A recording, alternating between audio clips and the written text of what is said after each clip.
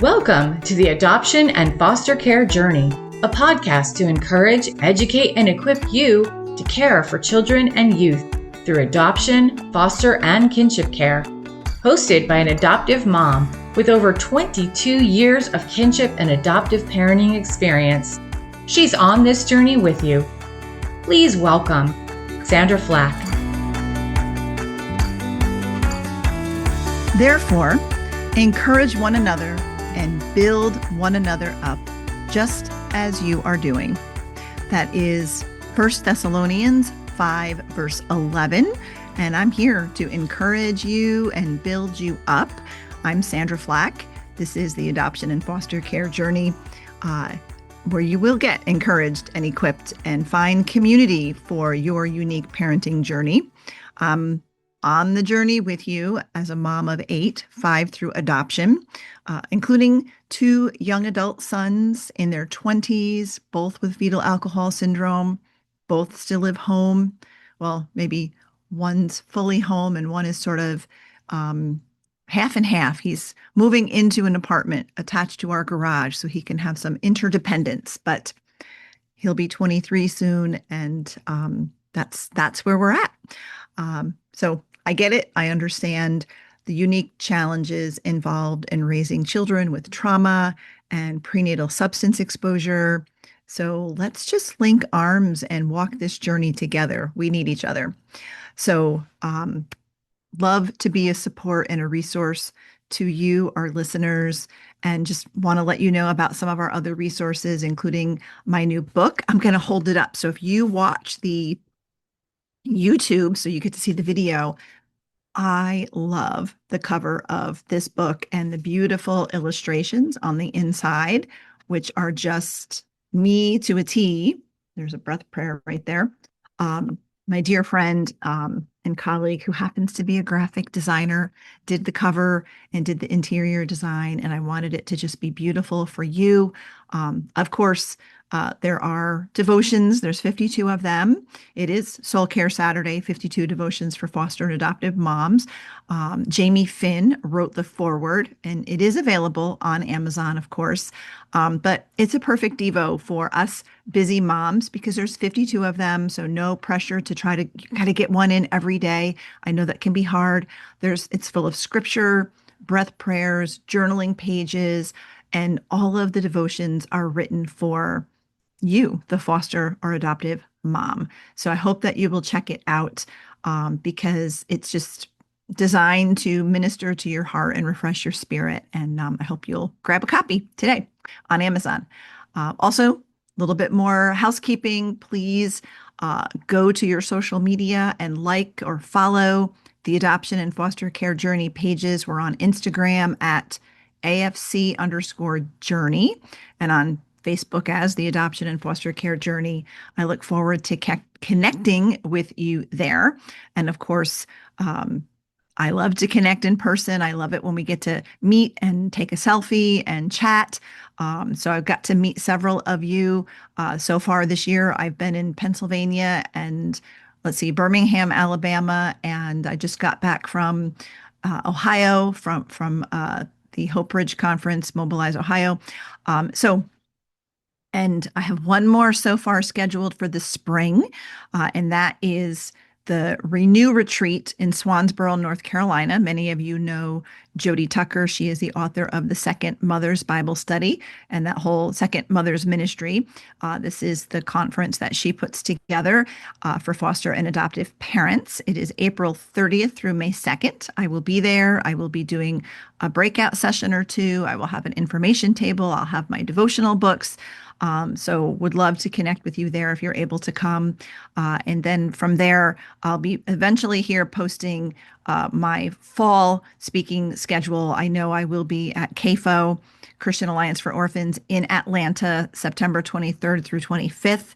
And I believe I'll also be in October. I'll be in Chicago at Replanted. And I'm adding other dates to the calendar. So if you are interested in having me come and speak at your event, if you want to put together a conference, a day-long event for maybe you have a support group, maybe your church has a foster adoption ministry, and you want to bring me in to do a day of whether it be retreat or FASD or both together, whatever you want to do. I do travel.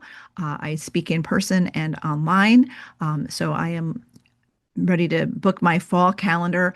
I do a little bit in the summer, but I am taking July off from in-person speaking engagements because I have a daughter getting married, and we have a retreat that we are planning a retreat for our Hope for the FASD Journey support group. So you every week you hear the commercial about the support group, and we've got about 15, 16 moms coming into upstate New York to the Adirondack Mountains for a weekend towards the end of July to get their souls filled. So that's what we're going to do there. So between the wedding and the retreat, I am not going anyplace else in July.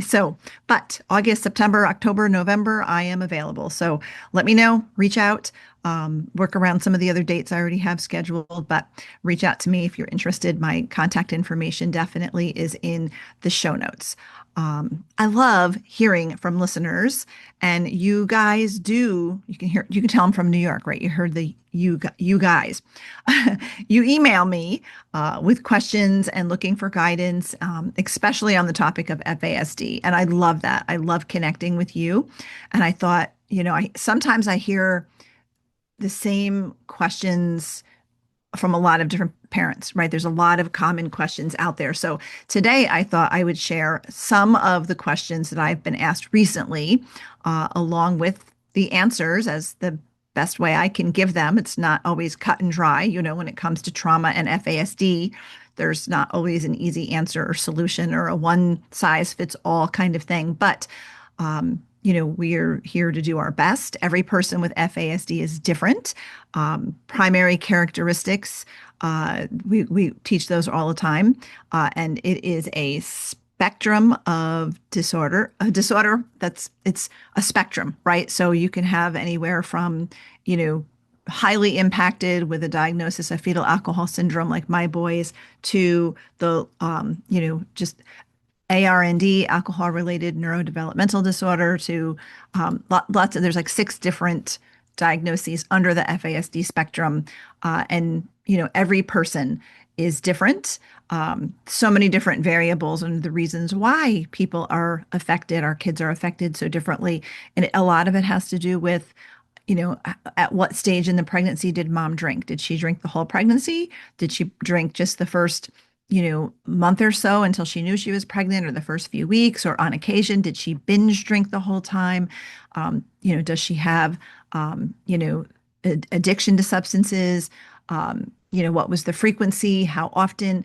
All of those things vary in every single pregnancy. So it presents a little bit differently in everybody. So not every strategy is going to work with every child. So as I unpack some answers and possible strategies, you've got to just know your kiddo, know their primary symptoms, and know their strengths, because it's important to factor all of that in. Sandra Flach, host of the Adoption and Foster Care Journey podcast, and FASD educator Debbie Raymond, invite you to join Hope for the FASD Journey, a virtual support community for parents and caregivers raising individuals with fetal alcohol spectrum disorder, diagnosed or not.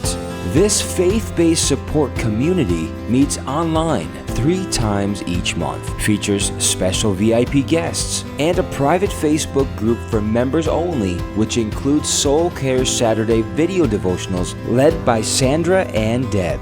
Both Sandra and Deb are adoptive moms raising kids with FASD and facilitators of the Facets neurobehavioral model. For details and to register, visit justicefororphansny.org/hope-community. That's justicefororphansny.org/hope-community.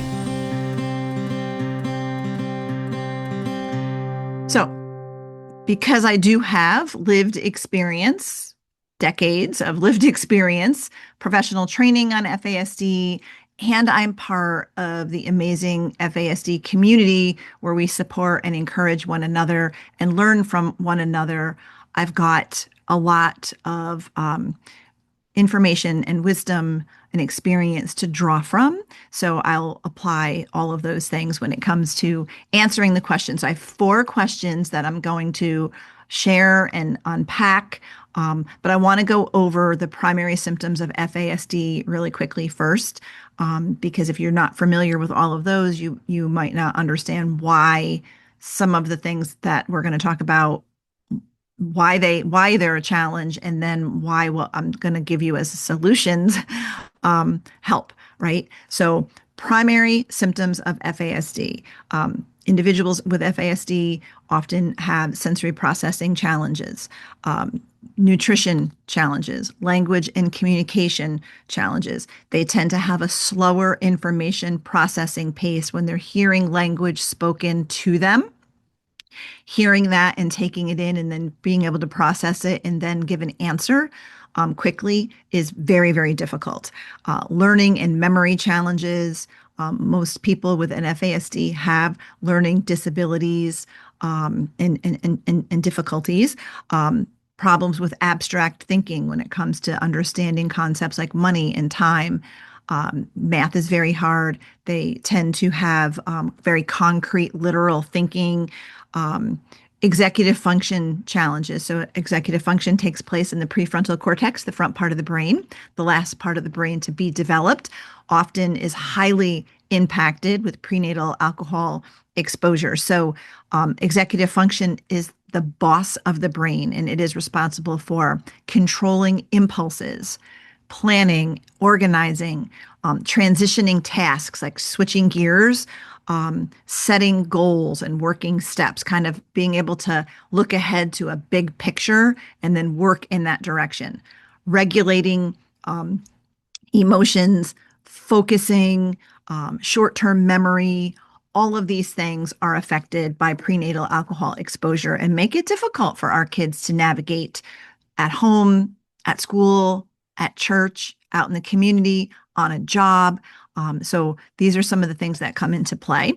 And when we don't understand that FASD is a brain-based, lifelong physical condition that affects the brain and the body of a person who is exposed to alcohol in utero, the symptoms, the characteristics that I just read off are all behavioral. So it can look like so many other things. It can look like defiance and disobedience, laziness, rebellion, disrespect, apathy, all of those things it can look like, when really those are symptoms of a brain that works differently because it was harmed in utero. And when we don't understand that and we set expectations to what we think they should be able to do because they're a certain age and, all kids this age can do this. You should be able to do this. You're just not trying hard enough, and so on. Over time, we can actually cause some harm. Over time, forcing those expectations and punishing and correcting because they're not doing what we think they should be able to do, we can actually create what we call secondary symptoms or characteristics. And that these secondary symptoms include fatigue, which I think could even be a primary because our kids are tired. They tire very easily because their brains have to work so much harder to do the same things that people who don't have FASD can do without thinking, right? So, and they end up with a lot of frustration and aggravation and anxiety, and they're often feeling overwhelmed. It can lead to depression, poor self-esteem, problems at home, problems at school. Everything is just harder for them. And because they don't look like they have a disability, we often say that FASD is an invisible disability, and it is. We just think, they should be able to do these things. School teachers and everybody in their circle thinks they should be able to do these things. And when they don't, it looks like they're not doing it on purpose. And it's a very frustrating world to live in for our kiddos. And over time, if we're not understanding and not supporting the individual because they have a disability, over time, we could really have a breakdown, and it causes what we call a poor fit, right? A chronic poor fit. And that's where we then end up seeing those tertiary symptoms of FASD, which include, it could be criminal involvement, problems with the criminal justice system, alcohol and drug use or addiction, social services involvement, all of the worst case scenario stuff.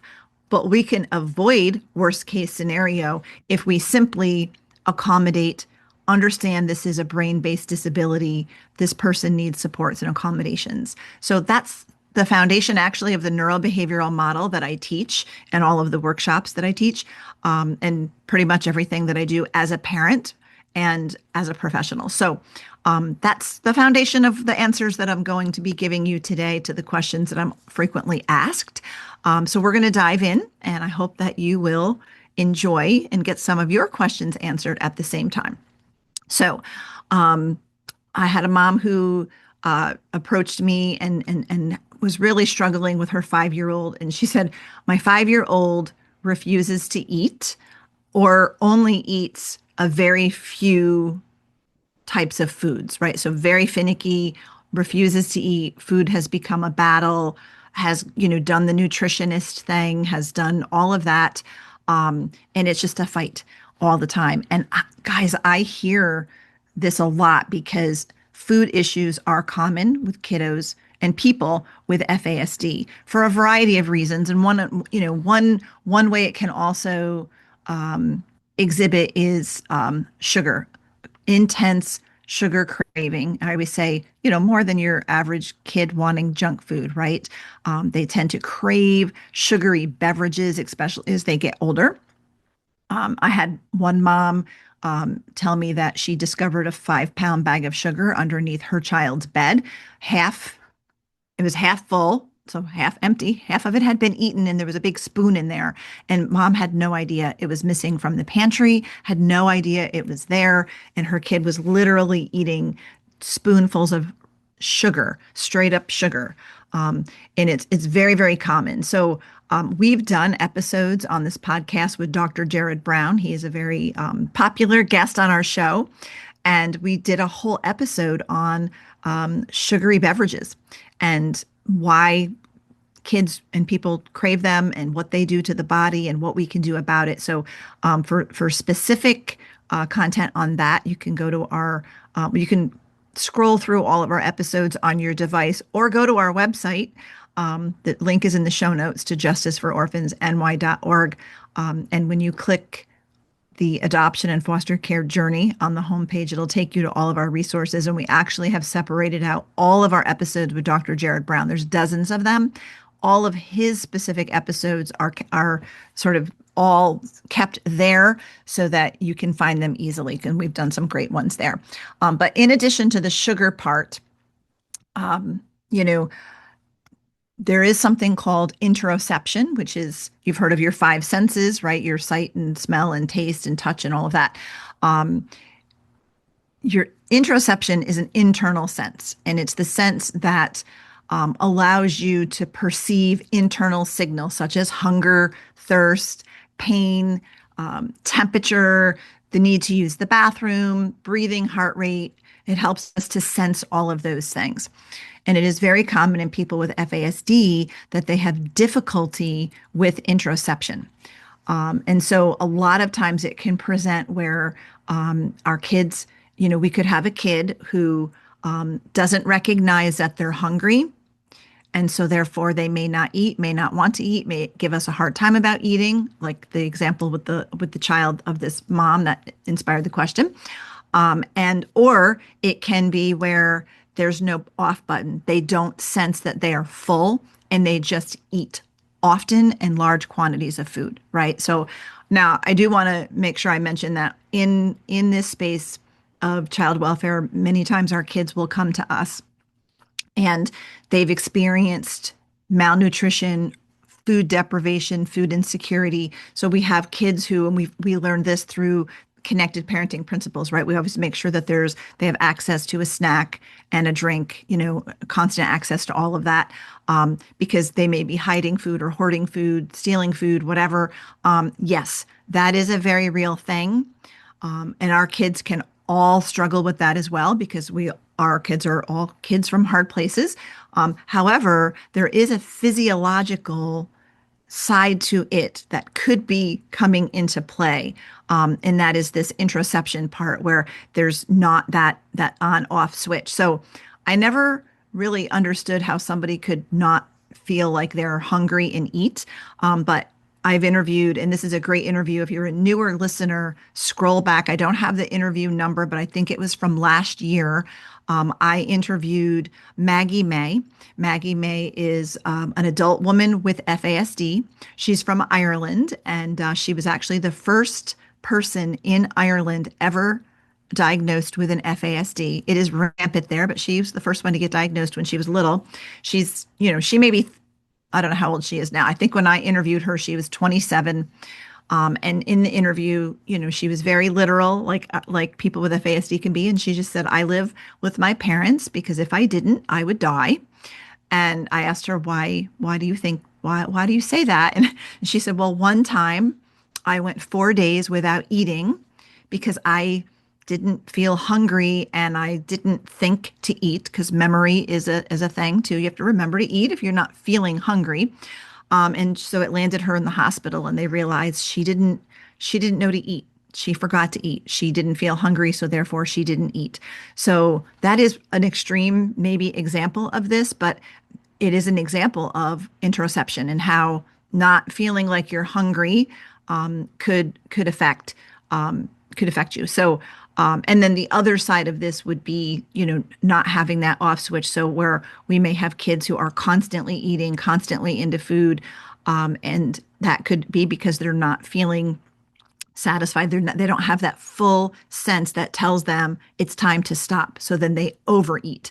And I've got a niece and a nephew that were adopted through foster care. They are older teens now, and they were in elementary school when they came into my brother and sister-in-law's home, and food was a problem from day one, and it still is, and it is. They've been to the doctor, they've been to counseling, they've been to a nutritionist, they've been to a dietitian, they've been to therapy, and my sister-in-law, she's like, nothing has worked. They've tried everything. And they just have to not keep a lot of food in the house because the more food is in the house, the more they eat. And it's a battle all the time. And they don't want to fight a battle all the time, but it is because it's like the kids can't stop eating. So, just to understand that it is a real thing and it's not a willful defiant thing. It's really a physiological thing. And the mom who had asked me this question, her kiddo was down to just eating a couple foods. It would be the only thing that the child would agree to. If it was forced at mealtime, anything else, it became a battle.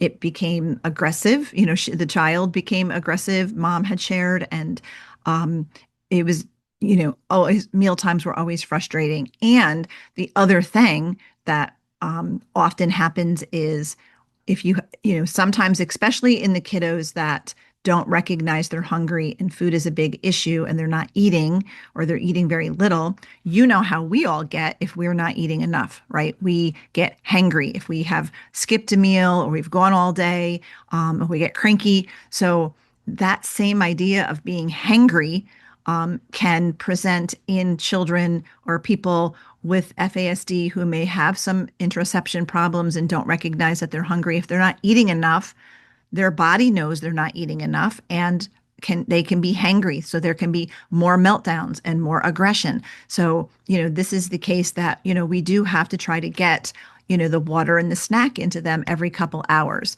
It's just going to be harder to do that. So what do you do, right? Because it's definitely a challenge. I get asked this question a lot, especially when I'm at conferences and I'm speaking. Inevitably, somebody's, there's a challenge with the food, a challenge with the sugar. What do you do? So of course, you're going to address it with your child's doctor. I'm not a doctor.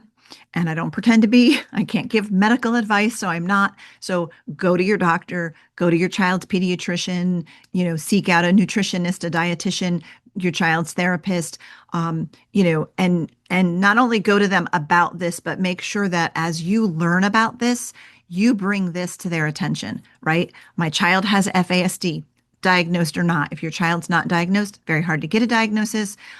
If your child's not diagnosed, what you need to do is, at least present with, I'm pretty confident my child was exposed to alcohol in utero. There's lots of signs and symptoms.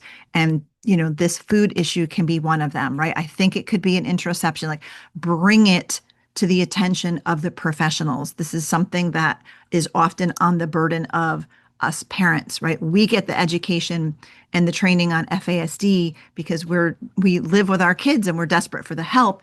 But then we turn around and have to educate all of the professionals. Very, very common, exhausting, unjust, but common. And we have to do it because nobody else is doing it. So bring it to everybody's attention to try to get help. Make sure you're getting, proper medical attention.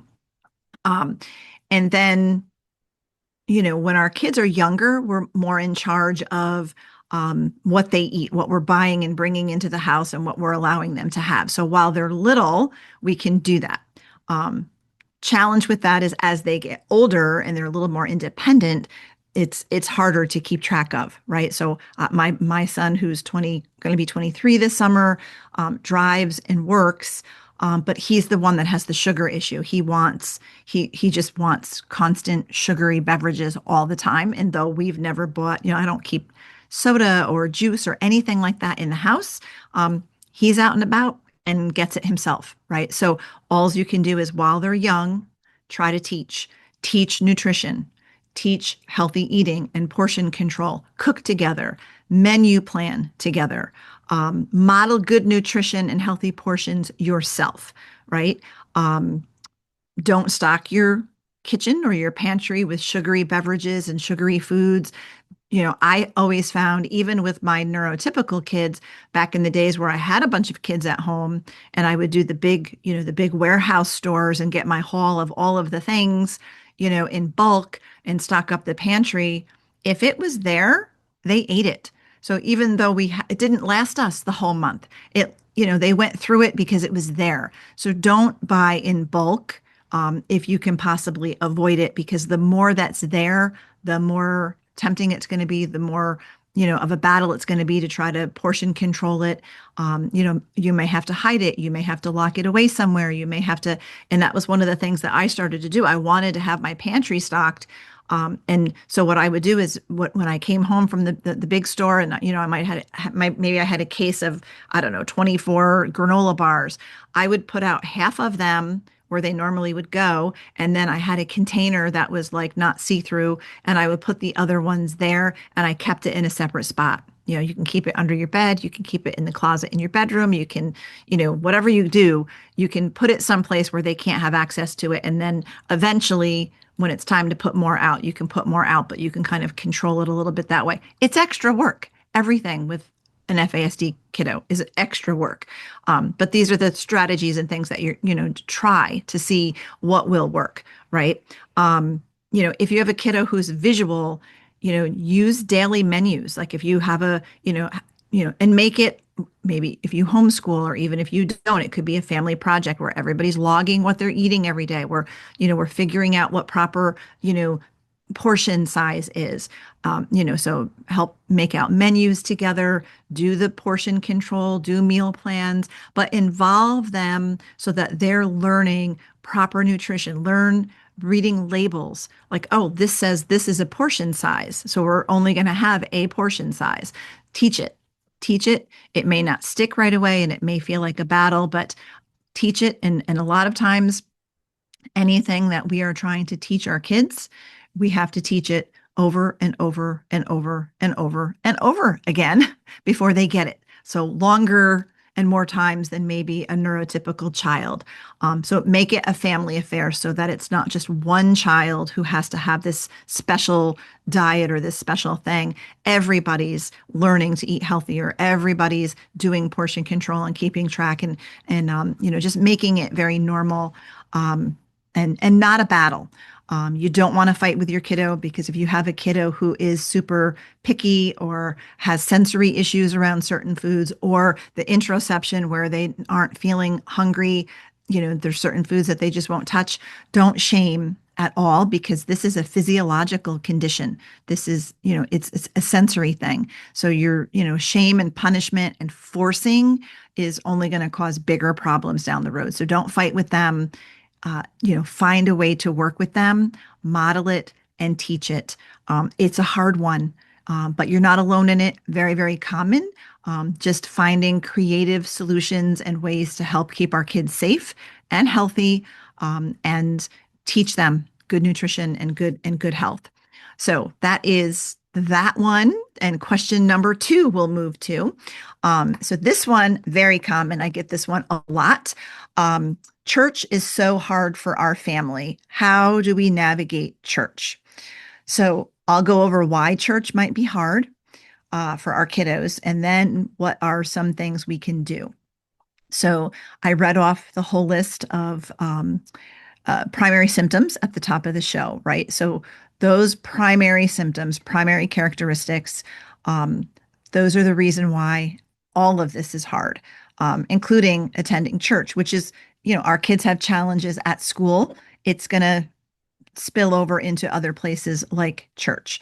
And why? Why would attending church, whether they're sitting in the service or we want them to go to Sunday school or children's ministry, whatever we're calling it these days, or youth group. Maybe you have a teen and you want them to be in youth group, or they want to be in youth group, but it's always an issue. It's always hard. So why is it hard? So some of the reasons why: sensory overload, right? A lot of churches have loud music, a lot of activity. Youth group is often chaos. Vacation Bible school, there's a lot of chaos because it's fun. You're building in fun and excitement, and kids like fun and excitement and loud and music and all of that. And yes, the kids do, but our kids might not. Our kids tend to get very easily overwhelmed, sensory overload, and they could melt down, they can shut down, they can get even aggressive when they're overwhelmed, because once they're overwhelmed, they're not as able to self-regulate. So we want to keep them out of spaces that are going to overwhelm them, because it's just going to end up in probably a meltdown or some type of situation. It's really, really hard. Our kids often have that slower processing pace, which means they have difficulty following verbal instruction, verbal information. So if you think about a church sermon, there's a whole lot of talking.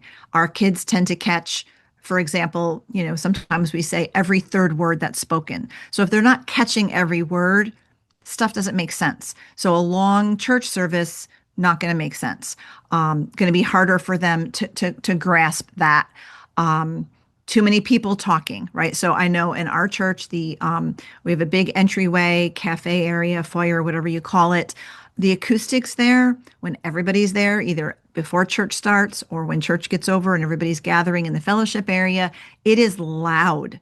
The acoustics are it's just overwhelming for, my son. So my son is older. He's actually 20 years old now. He'll be 21. Pretty much the second church is over, he might say hi to a couple of people on his way out, but he goes right to the car. It's safe for him to sit in the car. He doesn't have the keys. Or sometimes, because he's older and I know he'll be fine, he gets the keys so he can turn on the car to listen to the radio and listen to some worship music, which makes him very happy. But he can't handle that crowd of all these people and everybody talking. It's overload for him. So that can be really hard. Also, our kids tend to be at a younger developmental level compared to what their birthday age is, right? So they tend to gravitate maybe towards younger kids, and they fit in better there socially. But in places where kids are grouped by age or grade level, our kids often don't fit in. So this is why school can be hard for them. Homeschool co-ops can be hard for them, as well as, church, whether it's children's ministry or youth group, any place kids are grouped by age, because our kids are often much younger than their birthday age, so they don't fit in, right? It's really difficult. They might not. So socially, they'll struggle with their peers, their same age peers that are neurotypical. A lot of times our kids have learning disabilities. They may be on a much lower reading level than their peers. So then if you're in a classroom situation and kids are called on to read, our kids may not be able to read. That's embarrassing. You know, my boys are both in their early 20s, and they finished school not with general education diploma, but with certificates, preparing them because they were in special ed, preparing them for employment. So, you know, they both probably read at around a third grade level. And, you know, that could improve even over time, even as adults, if they're reading more, and neither one of them really like to read. So it's not like they're going to pick up a book or a magazine and read in this day and age where you can just, you know, go on your phone and get information and have a video play for you, which is totally fine. That's how our kids often do learn. But reading level, learning disabilities often make it very difficult for our kids to fit in and feel, feel like they fit in. A lot of times they know they don't fit. It's their self-esteem can suffer. They're embarrassed. It's just really, really hard. And then, of course, if we're forcing them to go, if they're feeling all of these negative things, it's going to be hard. They will be disruptive in the classroom. They will not fit in. They will, you know, they may have issues with other students. So it's much, much more challenging, along with executive function, which I talked about at the top too, which is often highly affected. So our kids tend to be more impulsive. They have a hard time focusing. So if we want them to sit still in a classroom setting, that can be hard. You know, decision making, making right choices. So again, all of the primary symptoms of FASD look like behaviors that we need or want to fix, right? And if we don't understand that they have a brain-based disability, then they're easily shamed because the systems want to consequence, reward, punish, correct, and you can't correct somebody's brain injury, right? So what do we do? What do we do? Understanding why it's hard, right, can help us to change our perspective on, okay, this is, there needs to be a better understanding all the way around. So not only do parents need good FASD training and trauma training, right, which, many of us do get the trauma training these days, but we absolutely also, we need as parents to understand FASD, if FASD is what affects your child. And many of our kids are affected by prenatal alcohol exposure. We may not initially know that. It might not be in their records. It might just say that they were exposed to drugs in utero. And, you can get a lot of the same symptoms with just drugs, but a lot of times drugs and alcohol go hand in hand. So there could be prenatal substance exposure and alcohol use, which just compounds the challenges that we're facing. So first and foremost, we as parents have to get educated. I offer training. As many of you know, every month I offer a free 1-hour Intro to FASD online workshop. And I change up the time. Sometimes it's in the evening, sometimes it's in the morning or during the day, just to try to, get it out to people so it's at a convenient time for somebody, right? That is a great option if you know your kiddos have FASD and you feel like the youth group leader, the Sunday school teacher, children's ministry leader, whoever's working with your children, you could recommend just take this training. It's 1 hour of your time and it will help them with all of their students, and not just kids with FASD, because the training also, that neurobehavioral model, that brain-based approach works even with kids, not just with kids with FASD, but kids with ADHD, kids with autism, right? Or any of us, right, who could use some support on some days, right? So training is important for parents, but training is also important for especially children's and youth ministry leaders. So I have the free FASD training, and I have other options because I do, I have a 3-hour, which is a little bit more in depth than the 1 hour. I've gone, I just came back from, say, Birmingham, Alabama, where I did 4 hours of training, and people had lunch in between, and it was parents, foster and adoptive parents, professionals, and school teachers were all in the room getting this training. I can do that online. I can do it in person. I can do it for your church. But try to advocate for whoever's working with your child to get FASD training to understand brain differences, because it will not just benefit a child with FASD, but all children. And then there are some other resources as well, other books. So I always talk about trying differently rather than harder. I think I have a copy of that here on my desk, right? This is the go-to book on FASD, but not just FASD, but all brain differences. And then there are two books that I know of currently, 3 books actually, that are specifically about children with hard behaviors, children with trauma and FASD, and how to equip the church. So, Kim Botto, Botto, who I've interviewed on this show before, she wrote a book called Boundless Hope for Every Child. And it's all about how trauma impacts a child and how a church can be more supportive. And then Dr. Jane Schooler, and David Schooler, they wrote a book called Caring for Kids from Hard Places. I believe it was published by Focus on the Family, specifically for churches who are serving families who have children with trauma, and along with all of the things, right? So it's not a specific FASD one. Neither Kim Botto's book or Jane Schooler's book is specific to FASD, but it is specific to trauma, and everything that works with our kids with FASD typically. So those books are specifically geared for churches. Now, my friends Joel Shagrin and Carl Young, who I've had on the show before, both are dads of kids who are now adults who have FASD, and Carl himself was recently diagnosed as an adult with FASD. And they've just released their second book together, and it is called Embrace Neurodiversity, a church resource for supporting autism, ADHD, FASD, and trauma.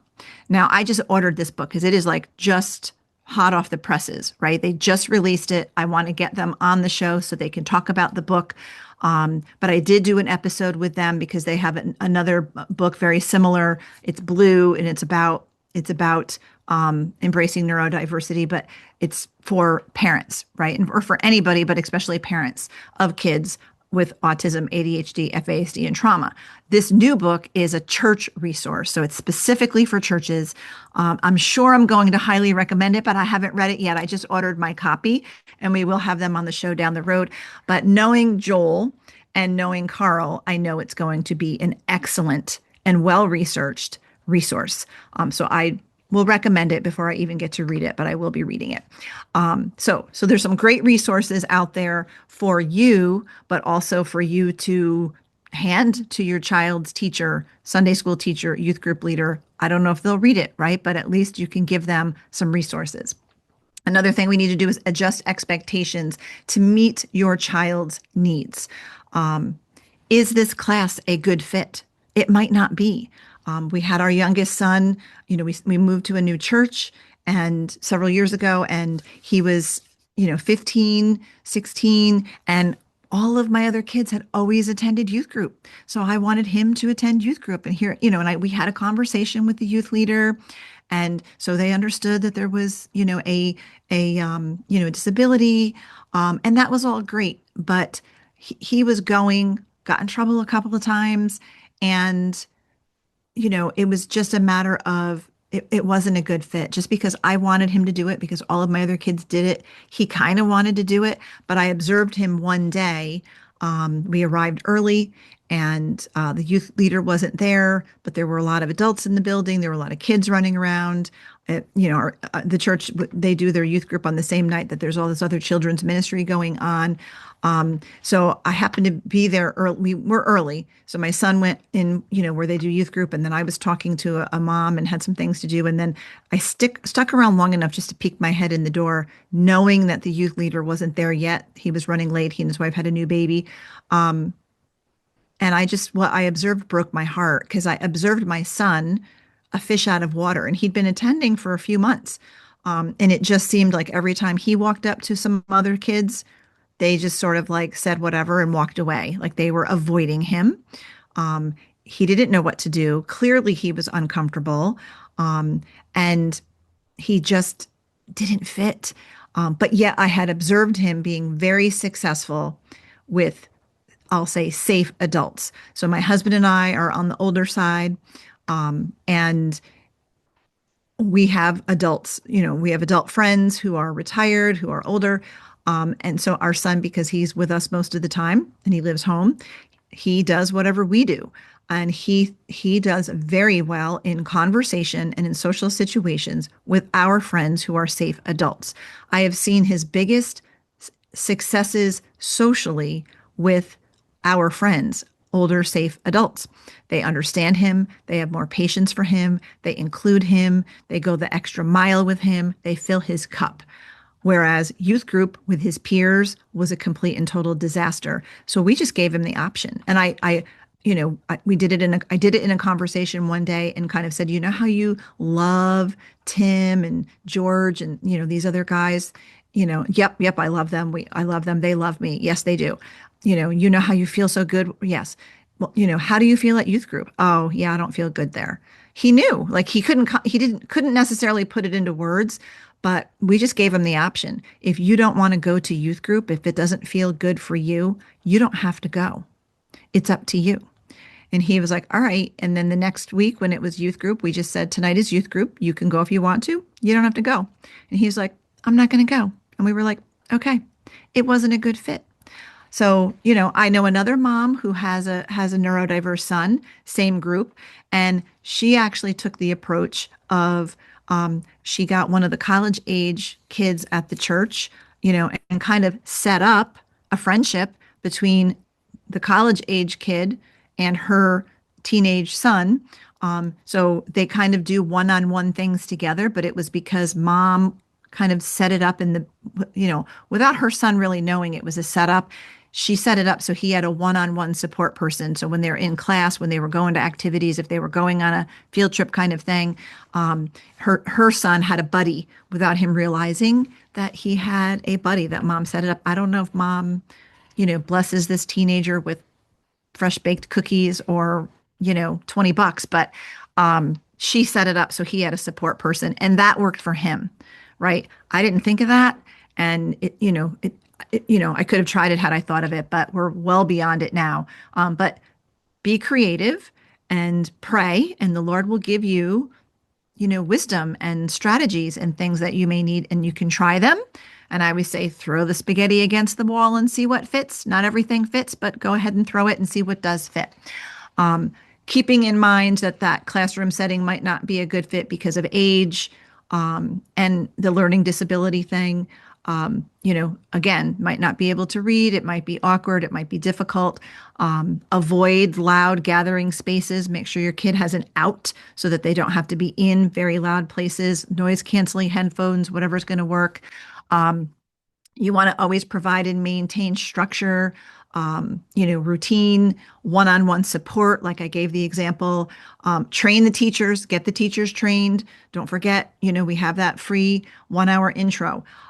FASD United, which is the national organization on FASD, has several one-pager. Well, if you print them, it's front and back, so I guess it's technically 2-pagers, but they have resources that you can print, you can download, print, and use. And they have one specifically for educators, what an educator should know about FASD, in one page. So that would work great for not only a school teacher, but a Sunday school teacher, youth group leader, co-op leader, whoever may be in that type of a role with your kiddo. I'm going to put a link in the show notes with some of those documents that you can download, because they're very, very handy to have, as a resource to hand to people who are working with your kiddos. We always want to make sure we modify the environment to fit the needs of the child. We're not going to be able to necessarily fix the child or get the child to change. We need to support and accommodate the child.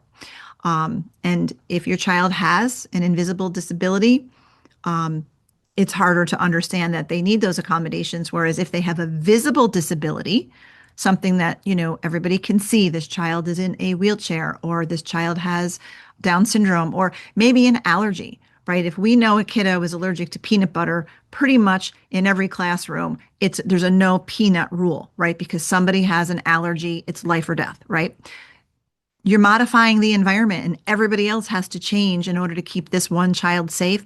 It's the same thing with FASD. We have to modify the environment and make adjustments to keep this kiddo safe. If we want them in church, if we want them in children's ministry and youth group, if we want them in these places, if it's a good fit for them, then we need to modify the environment.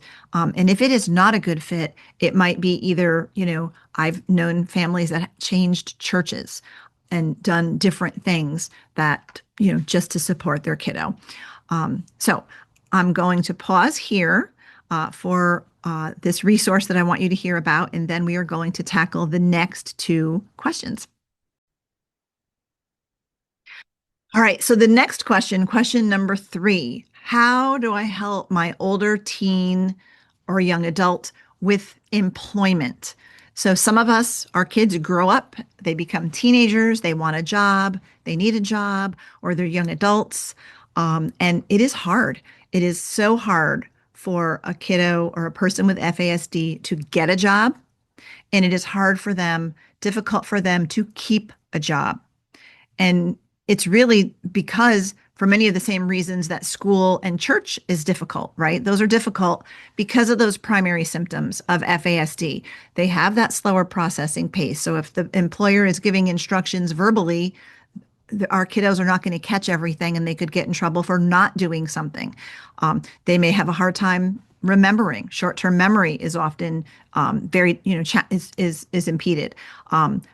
Being able to focus long enough to complete a job, sensory overwhelm, fatigue, language and communication challenges, learning disabilities, all of these things that come hand in hand with FASD can make it difficult for our kiddos to get a job.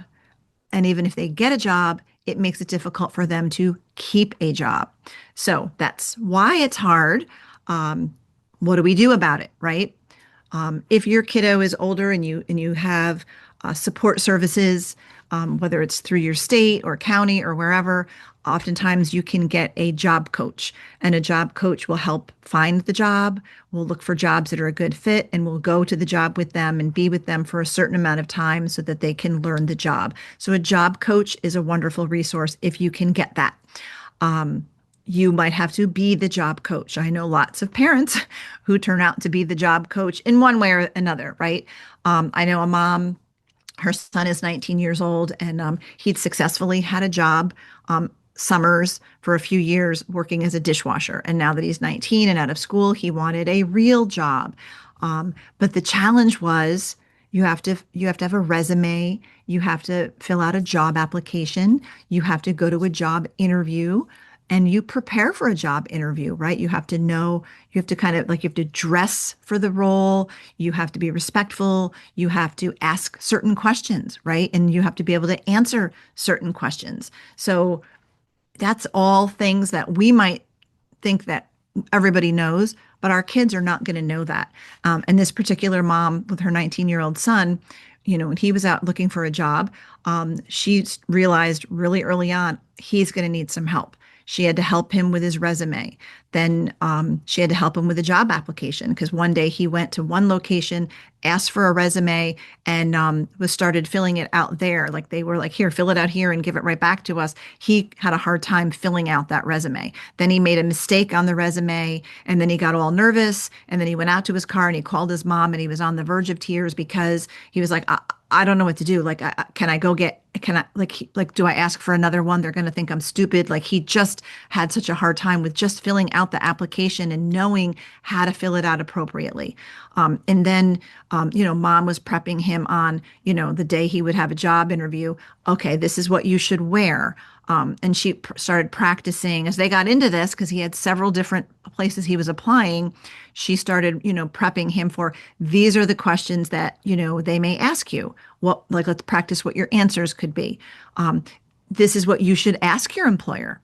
This is what you should say, right? This is what you should do. And then she even said, he had one particular job interview, and this was a job he really, really wanted. And she said, the next day she said, text them, because the interviewer person, employer, actually was communicating through text. They initiated that style of communication, so it was okay to use. And mom just said, I think you should text this person back and say, thank you for the opportunity that you gave me to interview for this job. And that actually, he did that. And then they weren't together because mom was at work and her son was home. And so they went back and forth and on like, should I say it this way? And so they kind of did some of that. And then he sent the text. And then right away, he got a text back that they wanted him back for a second interview. So she prepped him for that. And then, so there was a lot of things. And even he actually got hired for the job. But the first week of job, there's training. He had to go on a computer in the office, even though this was a warehouse job. And he was so excited to be able to learn how to run a forklift. He had to start off the first few days on a computer, doing the HR stuff and then doing like some training safety stuff. And he was overwhelmed at figuring out all of that. So mom was trying to, prep him for that. So there's a lot involved in just trying to get a job, not to mention keeping the job. So a job coach or we get to be the job coach and really prepare them and teach them, right?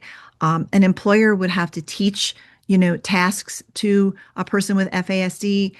They would have to practice that task and teach it and practice it. And sometimes our kids, it takes a lot of practice in doing things over and over again before they get it. And that's just what has to happen. And not every employer may understand that. So you should be looking for a job that is a good fit for your kiddo. Help them to find a job. If they struggle with math and money, they probably shouldn't be a cash register operator at a grocery store or a McDonald's, right? Because they're going to have a hard time with that. Not that our kids can't learn skills. They certainly can learn skills. But if they, right from the start, don't have what it takes for something like that, then maybe they need to have a different job. Are they hands-on, right? One of my sons is hands-on. Construction is his thing. He learned how to weld at a trade school through the high school. So he has a job doing that, but he has accommodations because he has this disability, right? So finding a job that is a good fit, that uses their talents, their strengths, is very, very important. FASD United also has a great one-pager designed for employers. What an employer should know about a person with FASD. Now, if your kiddo is willing to give that to their employer, some kids will, a lot won't. Would they allow you to give it to the employer? Some kids will, many kids won't. I may have given one to I have two sons with FASD. Both of their employers got that one pager. I just gave it to them, but I am, involved in their lives. One I have guardianship over. So I'm in a position highly involved to where I have connection with, relationship, with the employer enough to where I could give them the one pager so that they could understand. And that can be of some benefit. Also, if you can get an employer to do, say, for example, my free 1 hour online workshop, that can give them some ideas on how to understand the symptoms and how to accommodate.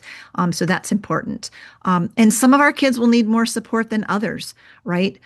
So be there as much as they will allow you, intervene as much as they would allow you to intervene, and help them as much as you can, even at home, teaching them. And, if they had a bad day, trying to figure out, okay, what went wrong at work, and then try to help them troubleshoot that. What could you do differently, and that kind of thing? Because most people with FASD are going to need some kind of support in order to maintain employment.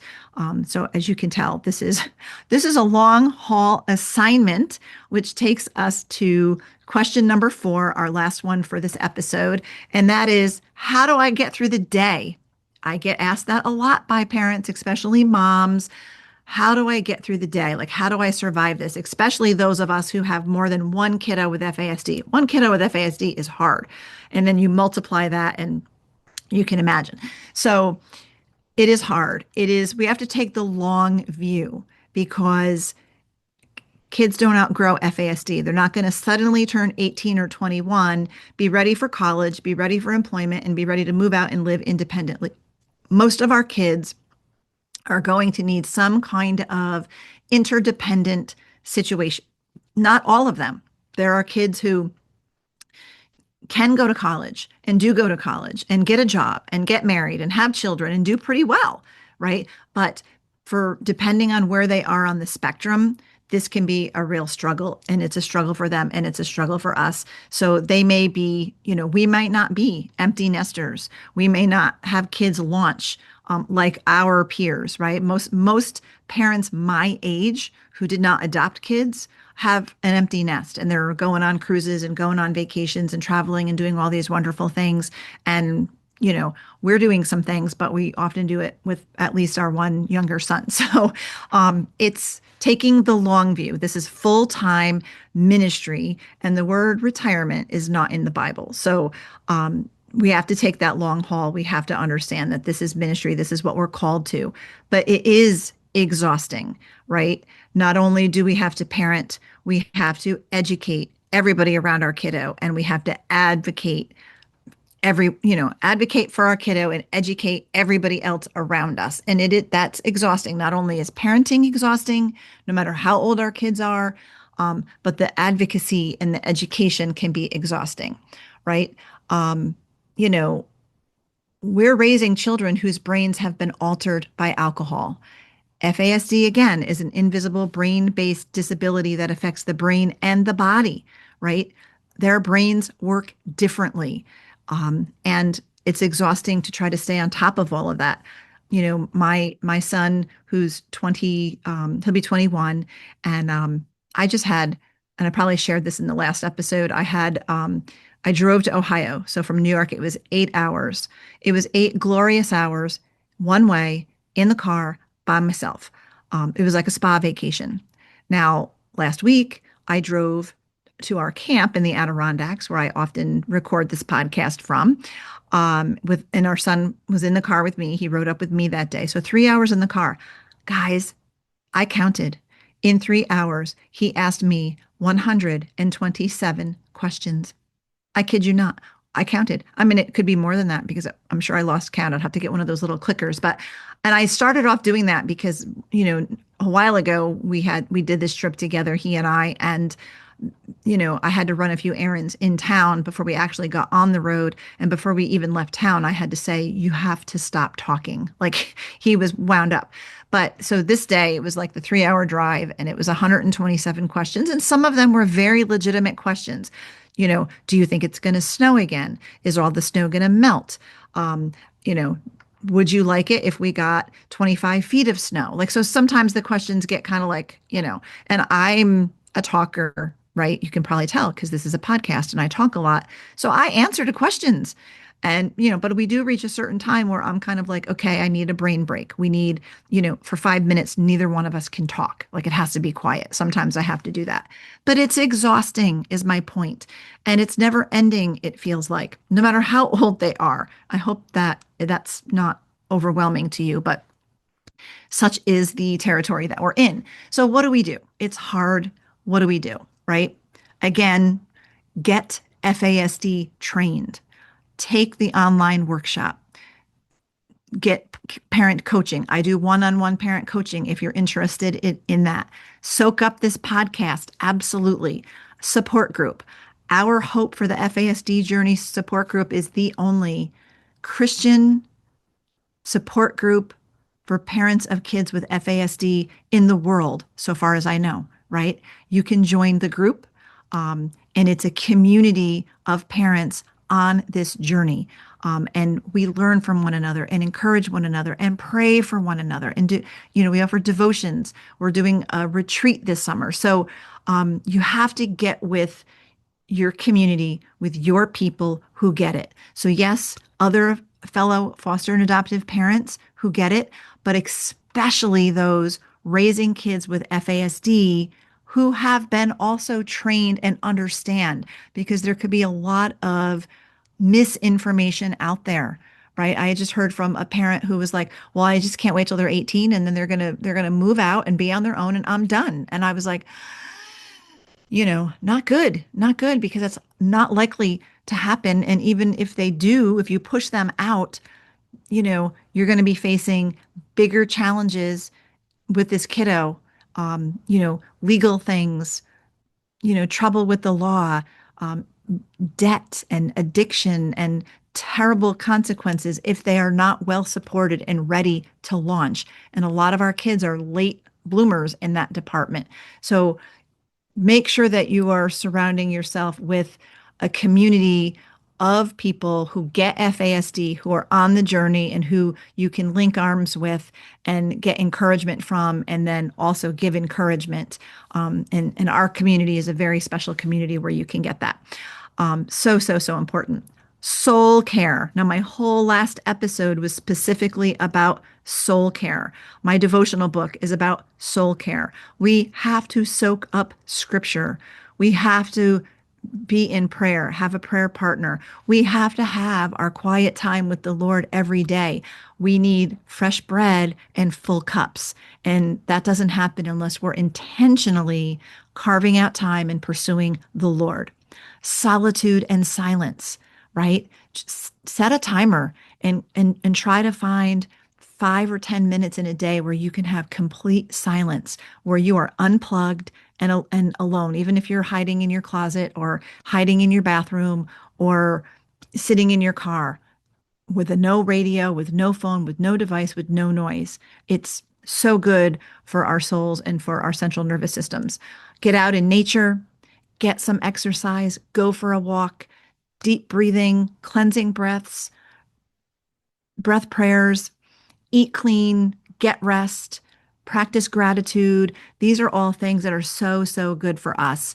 And we need to do these things in order to survive this journey. Jesus modeled soul care for us, right? I talked about that in the last episode. We also have to give ourselves grace because this is hard. And a lot of us are learning as we go, right? We're learning as we go. For the first many years of my parenting, I didn't even know about trauma, the impacts of, I didn't know TBRI or connected parenting. And then once I learned that and started realizing, oh my gosh, we've done it all wrong and we've done damage, we had to come to a place where extending ourselves grace because we don't know what we don't know. However, once we know it, we are responsible to apply it. But give yourself grace for not knowing what you didn't know. And now that you are knowing it and learning it, start applying it, right? Marriage maintenance is another very important thing. If you have a spouse, you have to take time for marriage maintenance. A lot of times, especially with FASD, we're not always on the same page. I've had all the professional training, and my husband knows what he knows because he's learned it from me. And a lot of times he's learned it from me in the midst of a situation. But spending time together, being together, and our youngest, who is still home, is in his 20s. And it wasn't until 2 years ago when he started a job and he works nights washing dishes at a restaurant. And he goes into work at 6 o'clock and works until 11. My husband and I all of a sudden realized, oh my gosh, we're alone for these hours. We could go out to eat by ourselves. We could just sit in silence by ourselves. We could go for a walk. Like, we're actually alone. Like, it never happened before. Because our son, even, in his teens and in his early 20s, he's not left alone. We don't leave him alone because of impulsivity, because he's got an intellectual disability, which is part of his FASD, right? So he's a lot, and we don't leave him alone. So him going to work, we get to focus on our marriage during that time. So we do that, so these are very important things we have to prioritize. It doesn't just happen unless we're intentional. We get through each day by keeping our eyes on Jesus. He carries us. He sustains us. He strengthens us. He's got us. He's got you. So I hope you enjoyed this FASD Q&A episode. And if you did, please let me know. If you found it helpful, or maybe you have a question that you would like me to unpack in a future episode, email me. I always answer my own emails. I will email you back personally. Sometimes a question it takes longer to type it out than it does for me to give an answer like I'm giving it to you verbally, but I will give an answer. I will, a lot of times in coaching calls, these are some of the things we're unpacking, but I'll unpack them in a future episode, keeping it confidential. You notice I didn't name any names because I've got multiple people asking me these same questions. So I would love to do another one of these episodes. If you enjoyed it, let me know. And if you have questions you want me to unpack in a future episode, let me know. My email is Sandra Flach at justicefororphansny.org, and it's in the show notes for you to find it easily, along with those handouts, those one-pagers I was telling you about employment and about teachers. So that is our episode for today. As always, thank you for tuning in to the adoption and foster care journey. I hope you were inspired and encouraged by the show today. In addition to inspiring and encouraging, of course, I have all of the resources from the online workshops, in-person workshops, the support group, parent coaching. You can learn all about it on our website. Link in the show notes to Justice for Orphans, but you would click on AFCJ, Adoption and Foster Care Journey, to get these specific resources. And also, if you enjoyed the podcast, subscribe and follow, leave a review if you would, and share it with your fellow foster and adopting friends so that they can be encouraged and equipped too. We also have a YouTube channel if you want to watch your podcast. And that is at Justice for Orphans has the YouTube channel. And all of our podcasts, the video version, are on YouTube. You can find them. So again, I'm grateful that you spent your valuable time with me today. I am thrilled to have you along for the journey. Thank you for listening to this episode of the Adoption and Foster Care Journey podcast, brought to you by Justice for Orphans. We hope you were encouraged today. Please be sure to subscribe to this podcast and leave a review, and share it with your fellow foster and adoptive parent friends so they can be encouraged too. Be sure to find and follow us on Facebook and Instagram at Justice for Orphans, and check out our website for vital resources at justicefororphansny.org.